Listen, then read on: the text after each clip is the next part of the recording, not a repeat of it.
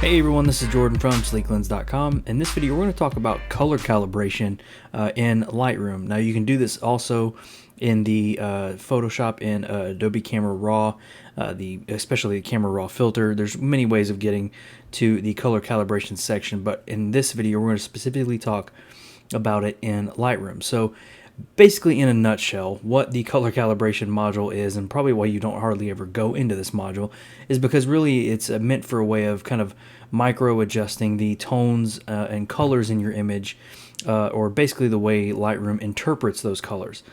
So if you go down here into the calibration section in Lightroom, you're going to see we have your shadows area, and that's going to adjust your tint. You can go for a more magenta or a more green tint here. But you also have your RGB or red, green, blue primaries. And what this means is basically how your photo is going to be read using the red channels, the green channels, and the blue channels. So what this is really cool for, if you want to use this for your images, not really to be scientific with the colors, but you can actually get some really neat colors and tones out of this. So one of the most popular ones is actually the blue channel. So here we have this more cooler image. It's on the cooler side. Most of the time, if people have this image on the cooler side, they'll take the shadows, or I'm sorry, they'll take the white balance up to warm it up a little bit, which is all great. But we really want to concentrate on the colors. So we're going to concentrate more on the blue colors here. And to really make this image look really neat is basically just take the slider on this image specifically and just drag it all the way down to the hue on a more teal side.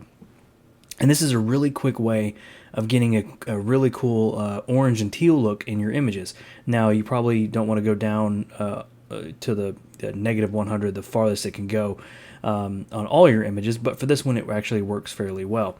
We can also adjust the reds, and that's going to really affect this area over here in the kind of mountains area. You can get more of kind of a more greenish and more of a natural look here while still keeping that teal color in the shirt here. You're really just playing around with how your photo is being interpreted by Lightroom.